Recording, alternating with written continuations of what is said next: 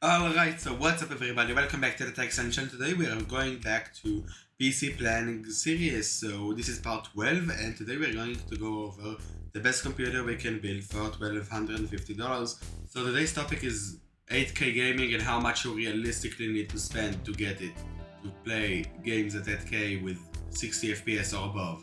Alright, so for the CPU we are sticking with the Ryzen 5 5600G because it is a really good processor that can handle the 6900 XT at 4K and above, and the 6900 XT is even too slow for it at certain situations, so I don't really see a reason why not to pick it. It's only $110.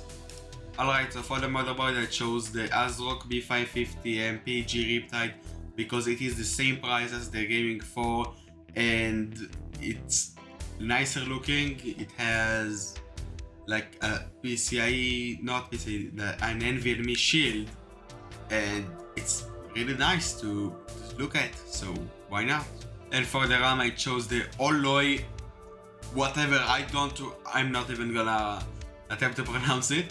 32 gigs, 3600 megahertz, $72 for 32 gigs. That's amazing. Alright, so for the storage I chose the Seagate Barracuda Compute 4 terabytes because it goes for $68 and nobody needs more than 4 terabytes, especially when it comes with half a gigabyte of cache, so it's really just amazing. And for the boot drive we are sticking with the Western Digital SN850 500 gigs because it's an amazing boot drive. Again, I own it. It's just so fucking fast, like you won't believe it. Alright, so for the power supply I chose the Thermaltake Toughpower GF1PE because it's $9. It is an 80 plus gold 850 watt power supply that can handle our 6900 XT, by the way. And for the case I went with the Gamdia Talos E2 Elite. For $60 it delivers amazing airflow, just amazing looks overall. Just look at it, look how clean it looks. It doesn't have that mesh front, but it does have a good airflow and it will keep your PC cool. Alright, and for the graphics card I went with the XFX Speedster SWFT 6900 XT for $630. It is a steal of, it's just a steal of a deal. Like, it's a 6900 XT. It's supposed to cost $1,000. It's $630. That's just what? Alright, and after all that, the total comes to $1,192, which is $50 less than our budget, which is just amazing. $1,200, all of that.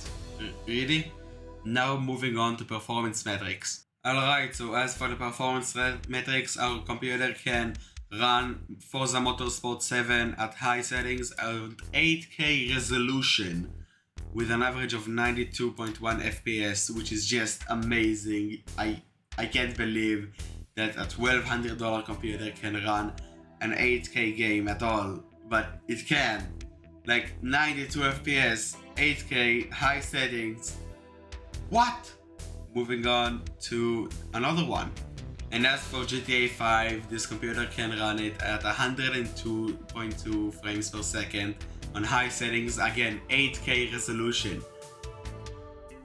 Mind blowing, right? One more game and then the rest will be in the description, alright? See you in the last game. Alright, and at Far Cry 5 we can see that we can get 73.3 frames per second on 8K high settings again, which is just amazing. It's really mind-blowing. Like $1,200 can get you 8K gaming high settings. What? And ultra in some cases. I will post them in the description. So I hope you enjoyed this video as much as I did making it, because I really did. And I'll see you in the next video. Goodbye.